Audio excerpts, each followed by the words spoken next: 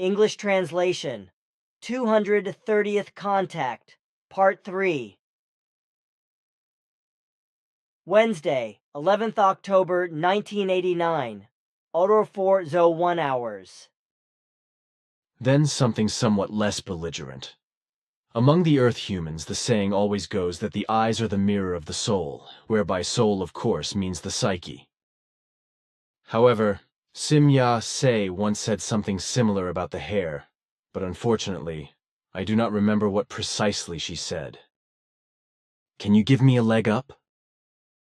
Our saying is, the eyes are the mirror of the psyche, but there is also the expression, the hair is the mirror of the life energy. In relation to the psyche, there is probably no need for me to teach you.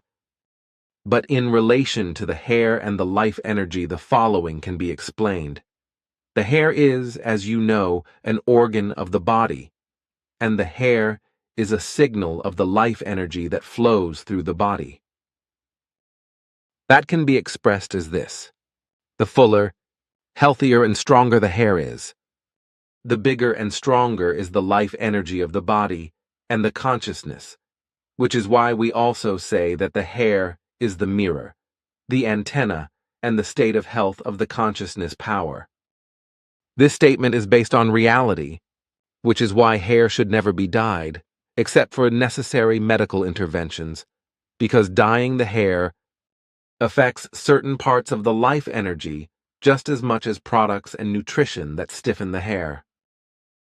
The more conscious a human being lives, and the greater his or her life energy is as a result of this, the more powerful and healthy his or her hair is, as well as his or her sense of taste and smell.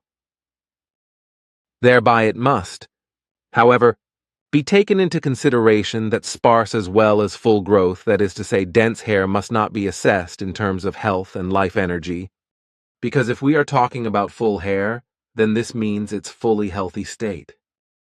Healthy, strong hair, therefore, primarily says something about the amount and the state of the actual life energy, but also about the sense of taste and smell as to whether they function normally or whether they are damaged, whereby in the latter case, food combinations are eaten and found to be good, which truthfully do not fit together and are disgusting, such as, for example, meat with berries or fruits, etc., as is the case with Earth humans who eat inappropriately mixed food with an impaired sense of taste and smell.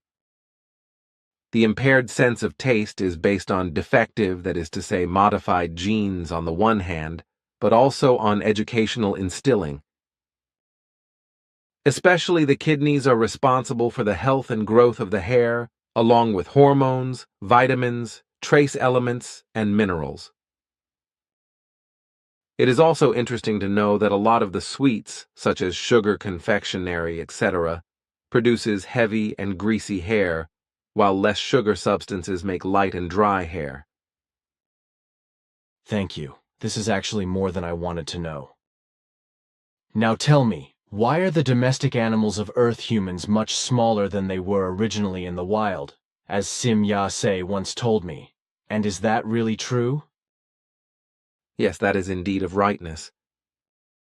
The reason why animals become smaller when they are kept in the care of the human beings and in buildings is that the natural course of evolution is influenced in such a manner that a devolution, that is to say, a retrogression in the development, takes place.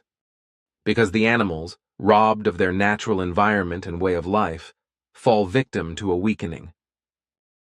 In the domestic care of the human beings, the animals do not need any more the major strength and also no more the toughness as well as the larger body proportions and the moves, which they need in the open nature, that is to say, in the wilderness. Consequently, they change devolutionarily in this regard. The same has also happened to the human being, who has become more and more refined and weakened in his or her body build, as well as in his or her strength, moves and body proportions, etc., which will continue to happen due to the irrational mode of life and the raising standard of living. We have already talked on several occasions about the steadily growing change in the climate. which under certain circumstances can lead to a climate catastrophe of the kind that has already occurred at very early times. Can you in that regard tell me when the Earth was last affected globally by a really big climate catastrophe and what it looked like? There were two of them during the last millennia, one 5,000 years ago and the other 4,200 years ago. During this last one, there was an enormous period of cold and heat globally for decades, whereby everything dried out, such as, for example, brooks, rivers, and even streams, along with many small, medium, and large seas. This resulted in enormous famines worldwide which claimed the lives of countless human beings.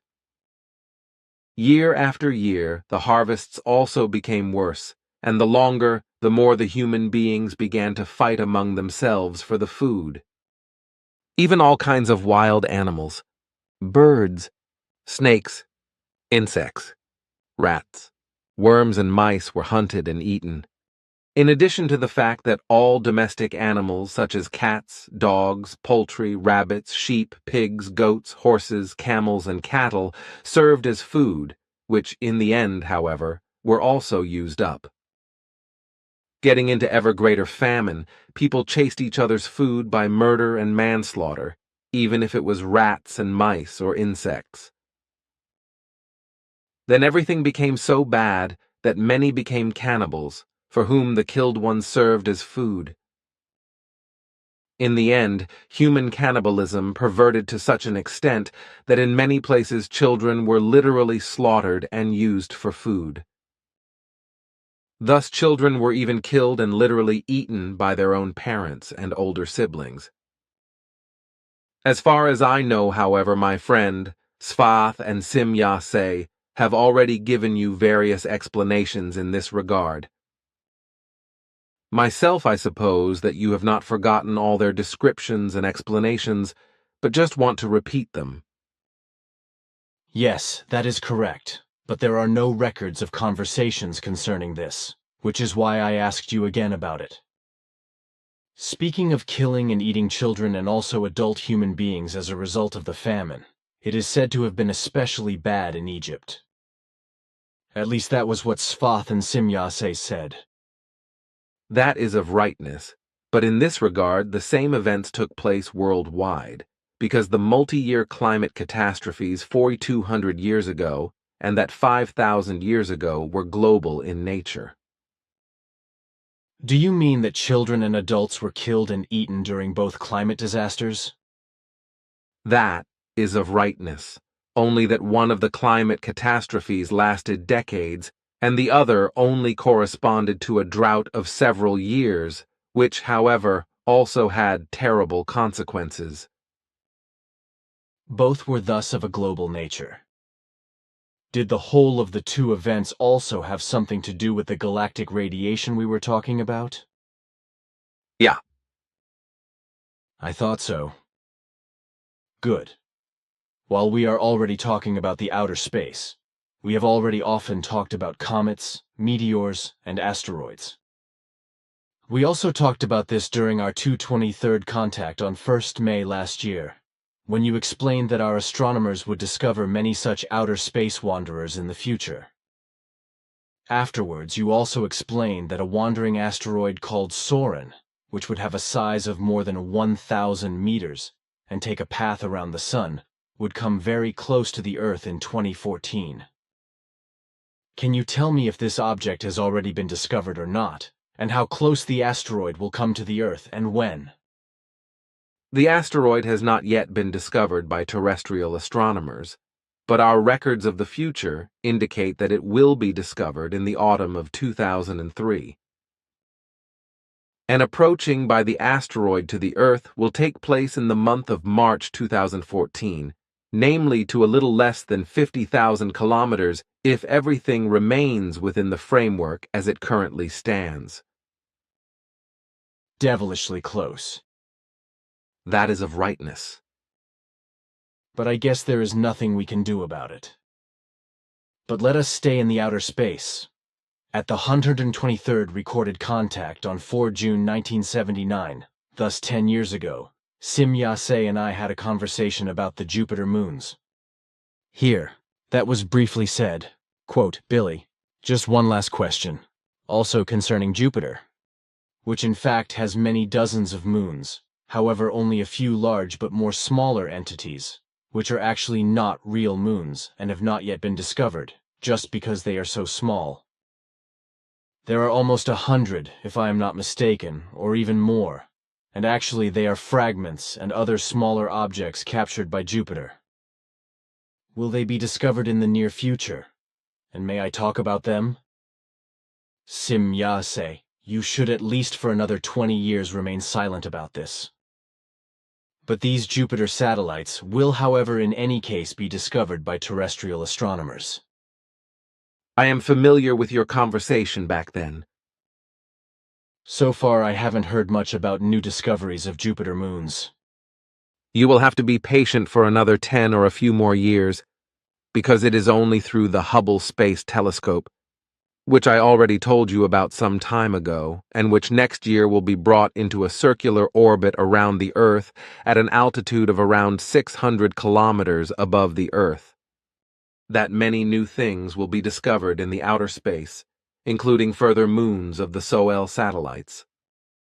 A distant relative of Pluto Tagus Anzeiger, Zurich, Tuesday, 16th of March 2004. From the Earth and from the Hubble telescope, many asteroids and moons of the Sol planets as well as new comets. Planetoids and meteors beyond Pluto will be discovered in the years and decades to come, as well as distant foreign planets, new solar systems and new galaxies, etc. Therefore, can one now openly talk about the fact that Jupiter has a very large number of small and smallest moons? That also Saturn as well as Uranus and Neptune have a whole lot more moons than I was allowed to tell so far? Also, the information about Pluto having only one moon is not correct. No, you have to keep quiet about that. The time has not yet come to talk openly about it, since you would make a fool of yourself with such too early information, which could be harmful to your task. It is already enough that you have been insulted for your open statements about Mars, as well as for the ring systems of lying, cheating, deception, charlatanry, fantasy, and so on. So silence is called for until these mentioned facts can be proven openly by scientists. Fine, then L will be silent. The truth will eventually come to light one way or another. But since we are already talking about the moons, at least the large ones, exert after all enormous influences on the planets. Just as also with the Earth, where the Earth-Moon exerts enormous forces with regard to ebb and flow, as well as with regard to the growth of the plants, the climate, and the weather. The power of the sun is also involved in this. All life forms are also influenced by the lunar powers and solar powers, thus also the human being. Simyase once said that moon and sun stir all waters by their enormous forces, especially the oceans of the earth, which are turned by the tides from top to bottom and from bottom to top. I also saw this on 30th May 1987, when I was allowed to dive with you into different deep seas, which was a very special experience for me. Everything was just gigantic, namely not only the huge deep-sea creatures, but also the smaller ones, and those with their own light sources, which were particularly impressive. But just as impressive were the big and almost 100-meter-high mineral towers, that is to say mineral columns at the bottom of the Atlantic. They are said to have originated from hot mineral and lime water shooting up from the interior of the earth. And as you have explained, water would in that context not only be stored in the upper layers of the earth, but even several hundred kilometers deep in the inner mantle of the earth, in certain layers of rock, etc., and in fact so abundantly that it exceeds the mass of all water on the earth's surface. That is of rightness. So that is clear. Tell me, what do you think of the bad music that is evidently starting to gain a foothold on Earth? This is an extremely deplorable matter, because now comes the time, as I know from a view of the future, in which many evils will appear. Worldwide, more and more parents are deteriorating, who sexually abuse their children, push them into prostitution, rent them out for this purpose, and sell them for child pornography, etc., whereby they are, however, also subjected to terrible torments, and they are even murdered. Apart from this, more and more children will commit suicide over time, with the suicide rate rising unstoppably.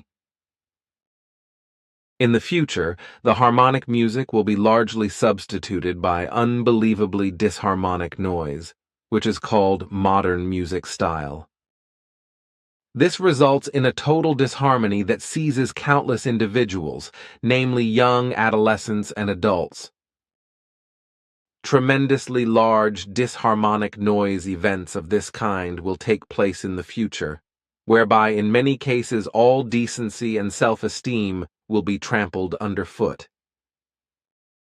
Many will become criminals in order to indulge in this dignityless activity, and the addiction to drugs and the criminality associated with it will also increase to an immeasurable extent worldwide, as will the unemployment and prostitution, which will be shamelessly publicly advertised in the press and on television. All this in addition to the fact that porn prostitution will become a state-approved trade and will be taxed like public prostitution. However, that will not be the whole story, because the language will also deteriorate, since the languages of the world will be Americanized by the disgraceful might of U.S. America. Since the First World War, the U.S.-American secret plan has been aimed at eradicating the German language in particular, and that in connection with the secret U.S.-American world domination plans. By the whole disharmony, however, the German language with all its varieties and dialects is contaminated by a wrong stressing of the words in the spoken sentences, which furthers the whole disharmony even more, and which will also exert an extremely negative influence on the rulers, the company leaders, the economic magnates and the military, etc. As a result of all this, new wars will occur as well as enormous state, economy, and private debts. Economic collapses due to irresponsible mismanagement, exploitations of many companies by their managers, bankruptcies into which companies will be driven by managers and economic mismanagement, which will lead to a tremendously high unemployment worldwide and under certain circumstances can cause an economic and states collapse in all industrialized countries. And throughout the world an enormous terrorism will appear, which in the time to come will be carried out in a religious, sectarian, secret service, and open political form to a great extent by suicide bombers, as well as by other cowardly attacks on innocent ones and their belongings. In addition, all sorts of radical political, anarchistic, and sectarian religious extremist groups will appear on the scene, such as so-called skinheads and neo-Nazis, etc., as well as political, religious, and sectarian state power holders, who will be fanatics and conscienceless and irresponsible warmongers, war criminals, and murderers. Well, that is something for humankind to look forward to. However, there is, as usual, probably nothing that can be changed, because it will be the same as it has been since time immemorial. When prophecies, probability calculations as well as predictions are made and publicized by those with the knowledge, then they will only be laughed at, frowned upon, and described as lunatics, or they will even be harmed, will be persecuted, severely denigrated and slandered, and finally even their life will be sought. That will probably also not change in the future. When I think of the suicides of children, one need not be surprised. Already today, more and more children are killing themselves, whereby often both the parents and the pedagogues are to blame for it.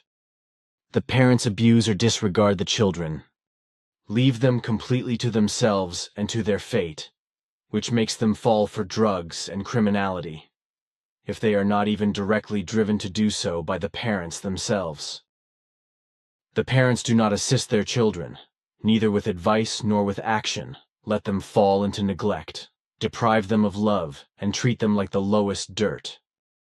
The parents prefer to go to work in order to earn a lot of money, and to be able to lead a fast life instead of caring for the children, educating them and giving them protection and love, as well as an atmosphere of shelter. And many pedagogues, who should, in addition to the parents, also provide the children with a degree of education, likewise fail miserably, because they too are only interested in the money, but not in the well-being of the children. The same applies to many parish priests and parish women. And, let us be forthright about this shame, children are often sexually abused by father and mother, as well as by pedagogues and parish priests and parish women. All of this, however, does not only happen when the children are older, but already in their infancy. Already in early years they are deprived of all love and care, as well as an atmosphere of shelter, whereby they cannot build up any self-esteem or appreciation of their own value and create any trust in a valueful reference person. Thus, the children become completely lacking in guidance and helpless, whereby they drift off into drugs and alcohol, into crime and prostitution, as well as into coldness of thought and feeling. Do not recognize the sense of life and do not comprehend it. Become weary of life, fall into despair, and ultimately put an end to their own lives. At the same time, the fallible parents, pedagogues, and parishioners, etc., are completely blind to the signals of the children pointing to their inner hardship and hell.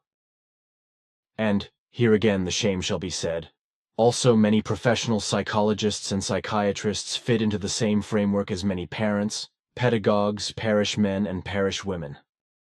They all claim to be super clever, but the truth is that they are only lowly intelligent and megalomaniacs and understand very little or nothing at all about children's psyche and the psyche of the human being. As far as the prophets are concerned, it has actually been like this since ancient times and will also remain like this for a very long time to come. And what you say regarding the children and the educators is unfortunately sad reality, which will get even much worse in the time to come. Quite some time ago, on the equinox of the day and night, when I could observe with you the gigantic tidal wave at the Amazon, which swept hundreds of kilometers up the river from the ocean and from the Amazon Delta, you explained to me that this phenomenon would occur every time the sun and the moon take up an important specific position. Unfortunately, I forgot what you explained in this regard. The Amazon flood wave always occurs when the sun, the earth, and the moon are on one axis, that is to say, one line. The forces of the sun and the moon exerting themselves on the earth, that is to say, the waters of the ocean, which oppose each other on both sides of the earth, lead to the tidal wave that forms in the Amazon Delta during the tide of the ocean and unstoppably rolls up the stream with great gewalt, whereby it often causes very great damage. Now that was the explanation. The sun has a much greater influence on the Earth's climate, and on the tides of the oceans, and on all life forms than scientists still assume until now. Also, with regard to the activity cycles of the sun, the scientists still do not know that there is not only one cycle of 11 years, but that there are several, in fact another one lasting 22 years, and a third one lasting 88 years, as well as another 3, to be calculated in centuries and millennia, as Sfath already said before. But while we are talking about the Earth's climate and so on, I have received an inquiry from U.S. America on when would have to be expect unusual hurricanes in Florida and New Orleans. Some folks want to change their domicile and to know how much time they have for the move.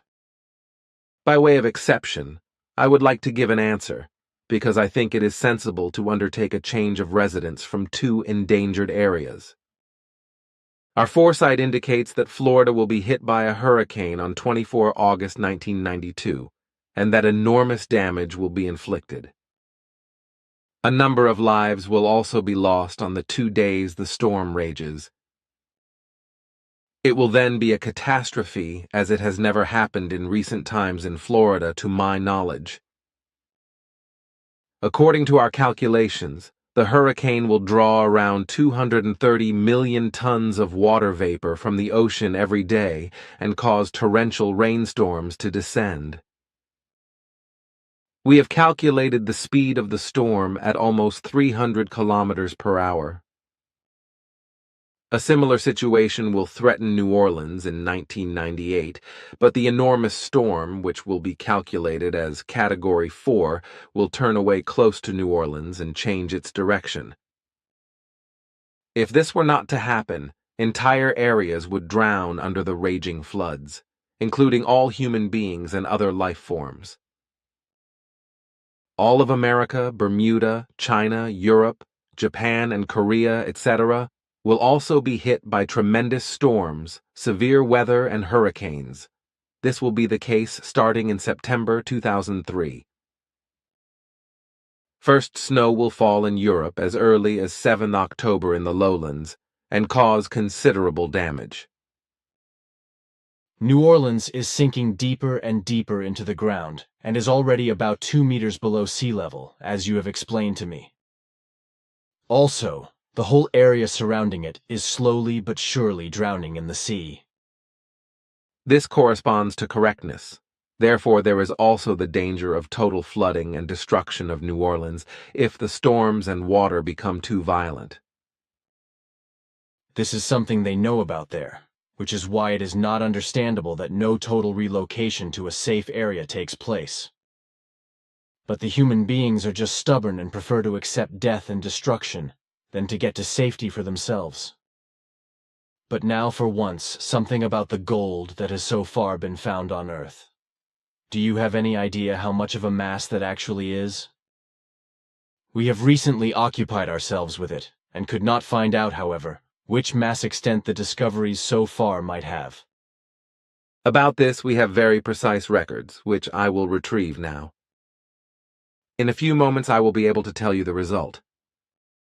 Yes, here. Calculated in cubic meters, there are 5832 of them, note. The 7,000 million newtons, that is to say 7 giganewtons, that is to say 109 bars, about 100,000 tons mass, that is to say substance quantity of gold, specific weight 19.3. We were talking about the melting of the ice of the glaciers and the poles, which makes me wonder whether, with regard to the poles, there have not already been such large melts in the past, just as you have announced them for the time to come. The ice masses of the Arctic and Antarctic, that is to say the North Pole and the South Pole, grow and melt in the same way as the glaciers do. Thereby cyclical aspects play an important role as well as sporadic ones, which we at our place call natural non-periodic events. But to answer your question more specifically, the last major polar ice melting on the Earth took place at the North Pole, namely during about 32 years from 1898 to 1930, as our records attest. Interesting. As far as I know, none of this is known to us. But maybe it will still be researched and found out. That is to be assumed. Are you an expert on terrestrial insects? By which I mean mosquitoes? My knowledge is limited in this area. I may have learnt some things about such terrestrial life forms, but I cannot call myself with enough specialized field knowledge to be able to explain such living creatures in a defining way. My actual knowledge refers to the variety of genera and species known to us of such life forms on the Earth, namely about 1 million of them. My knowledge in this respect also includes the geographical distribution of the life forms. Great. Would you then also know how the critters spread and then where to? Yes. But I have already explained to you once before that insects, as well as all kinds of mammals, birds, snakes, crocodiles, and turtles, etc., spread from their countries of origin to other countries by being carried off with food transports, by tourists and all kinds of merchandise. Furthermore, however, There is also a worldwide trade with such life forms, whereby these are then kept in houses and on occasion released back into the open nature, where they acclimatize and reproduce. Ah, that is exactly what I wanted to get at. A few years ago, when I was with Ferdinand Pfeifenberger in southern France and in Italy, after which we spent then another 2 days in the Ticino, we had an insect in our car in Mendrisio, which looked devilishly like a tiger mosquito, as I know them from Asia. Of course I killed the thing, because I did not want to be stung, since the tiger mosquitoes can well transfer all sorts of diseases, such as, for example, the dengue fever, etc. That is what I told Ferdinand, but he considered my suspicion to be ridiculous. Therefore I stopped talking about it and let everything rest. But now that it comes to my mind again, I would like to ask you if it is actually possible that it could after all have been a tiger mosquito. I just cannot get rid of the suspicion. In Latin, the insect, if I remember correctly, is called Aedes albopicus or similar. However, I do not know any more whether the name is correct, because it has been a long time since I read the Latin name of the insect in a reference book. Aedes albopictus. And that is the Latin name of the insect. In fact, there is a possibility that you had such an insect in your car and killed it. Because in 1978, according to our research, these insects were brought to Europe from Asia with merchandise, whereby they have since acclimatized in Turkey and Greece as well as in Yugoslavia, Albania, Italy, Belgium, Germany, France, and southern Switzerland.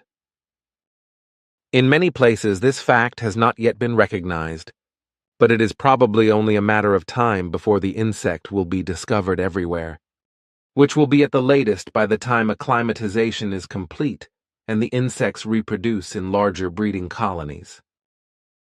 Not exactly pleasant. But tell me, we talked about it a while ago. Regarding the drinking, you said that too much liquid would wash out salts, minerals, trace elements and vitamins from the brain and from the body, which would lead to all sorts of ills and even death. But now that our doctors and all sorts of other folks keep claiming that at least 2 to 3 liters of water or something equivalent have to be drunk every day, the question arises about the amount to be assumed, where a harmful effect on the body and the brain arises. This depends on the needs of the brain and the whole body, the organs and the muscles, etc. Thus, thirst is not simply thirst, because many human beings drink a lot because they imagine that they are thirsty, even though their body does not need any supply of fluid.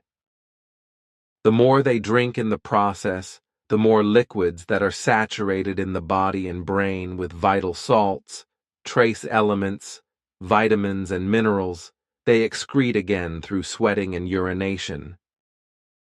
Therefore, the rule applies that liquid must only be drunk when one is really thirsty, whereby this must be calculated proportionally to the physical exertions. For the highest and greatest physical exertions, a maximum of 33 to 1515 deciliters of pure liquid such as water, tea, or coffee, with little or no sugar applies. During hot weather, it is thereby advisable and of greatest benefit if water, tea, or coffee are drunk as hot as possible.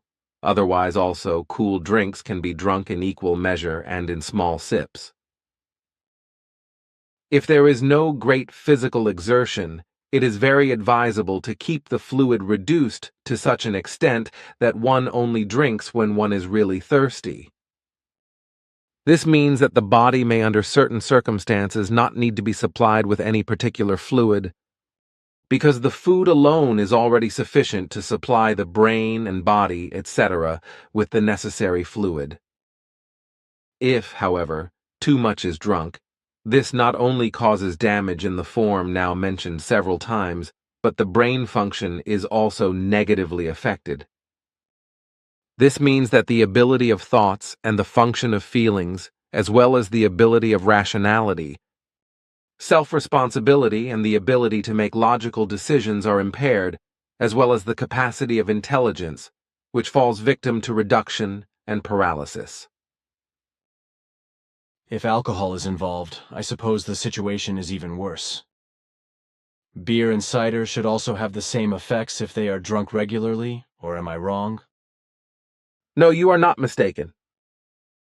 As with any alcohol, for beer and cider too, it is the case that the same consequences occur as for other liquids.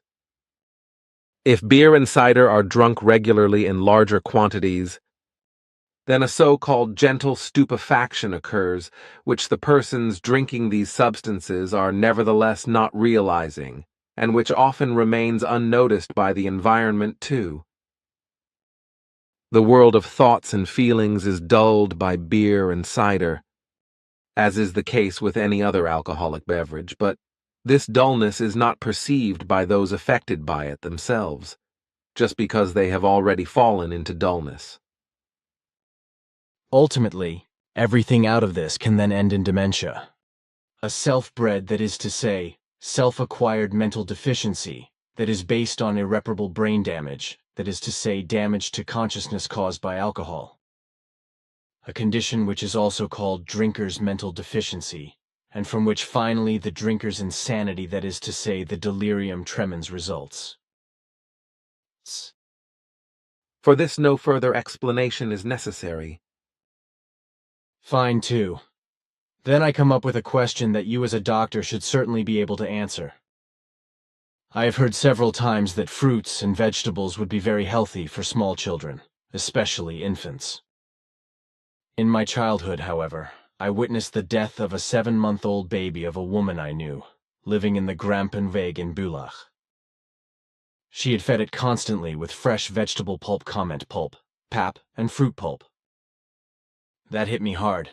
I was 10 years old at the time and knew the woman and the baby well. Svath told me then that the child had died of a severe nitrate poisoning as a result of the vegetable food. Unfortunately, I do not know anymore. Maybe you can explain something on this subject? I can do that, yes. Many fresh vegetables, as well as vegetables in general, usually contain a lot of nitrate, which is why infants are not allowed to be given such food or only in very small amounts.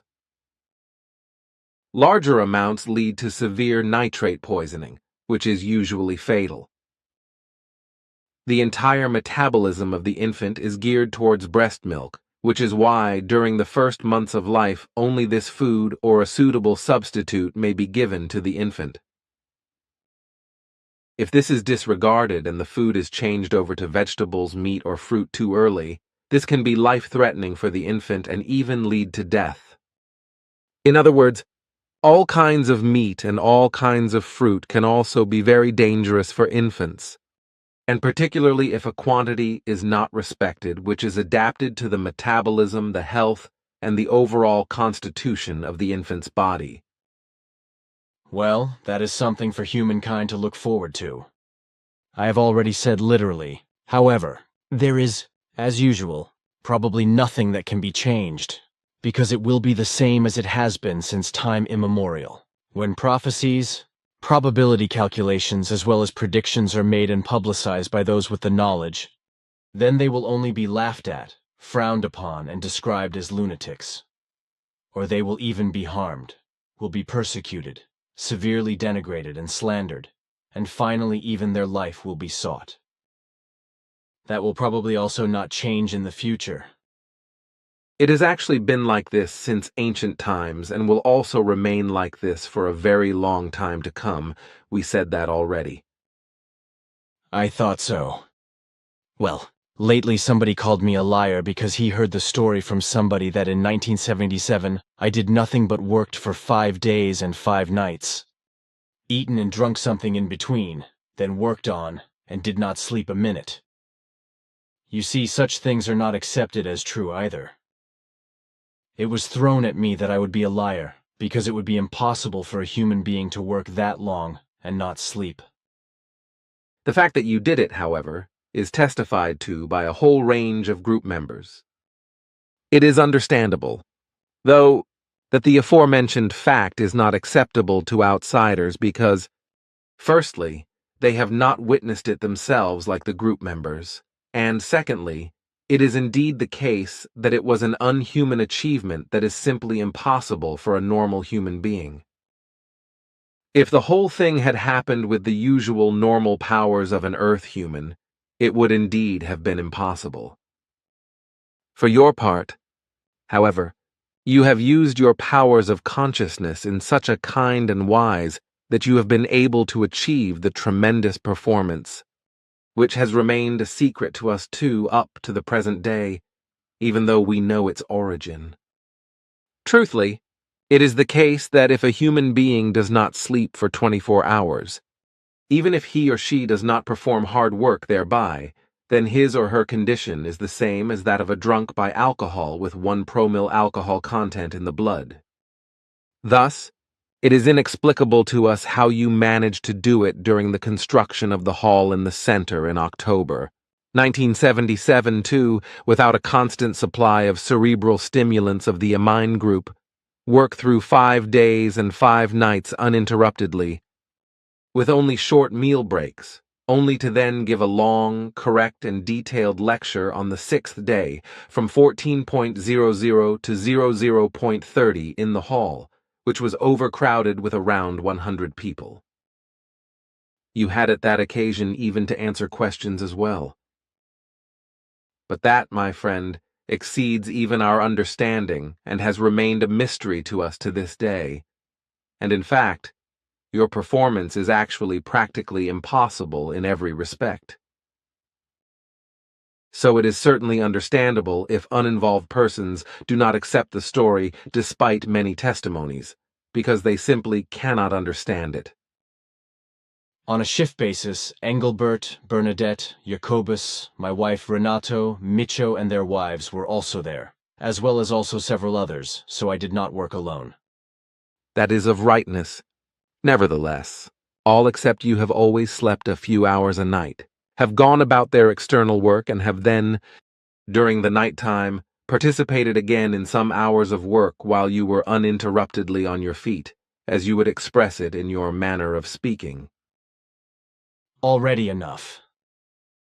Let us leave this, because I still have some questions to ask. At the official 215th contact on 28th of February 1987, we spoke of Sodom and Gomorrah. In response to my question about what had actually happened, you explained this here, which I read aloud, regarding this. There are several factors to be mentioned. On the one hand, a meteorite fell to the earth and exploded high above the area of the 2 cities, which would today actually be designated as larger villages.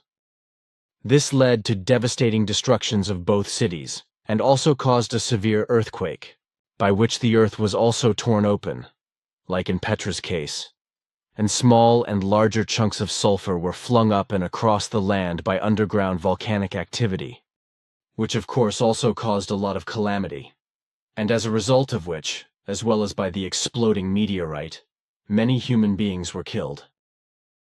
The remaining part of the total destruction was triggered by the megalomaniac and irrational god of the Hebrews, an extraterrestrial who had his headquarters deep beneath the Great Pyramid of Giza.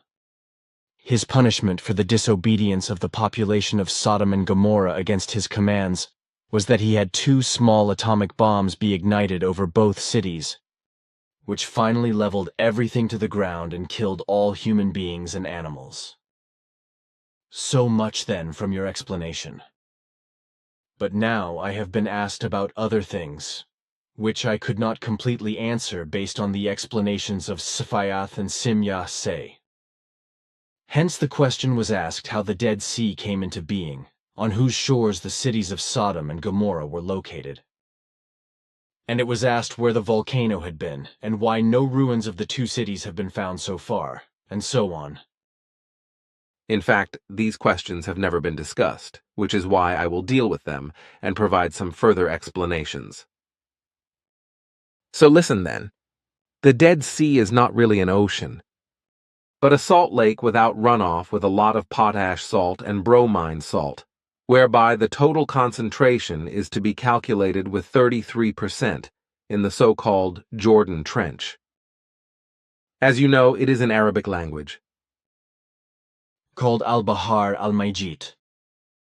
That is what I was about to say. The Hebrew name is Yam Hamalah Desrasin, Dead Sea, which, however, is also known to you.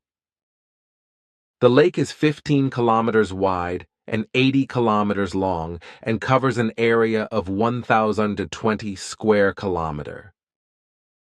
Due to the peninsula Lisan, as well as due to solid sediments of salt, the lake, that is to say the Dead Sea, is divided into a small basin in the south and a large basin in the north. The Dead Sea is about 400 meters deep, and the bottom of the Dead Sea lies at the deepest point 829 meters below sea level, which is the deepest depression on Earth. The origin of the Dead Sea can be traced back to a primeval earthquake, during which the salty and partly rocky earth was deeply torn open and formed a deep canyon, in which in the course of time many waters accumulated, especially through the very ancient Jordan, which flows into the Salt Lake in the north. Then about 4,500 years ago, the big catastrophe occurred, as I explained on 28 February 1987.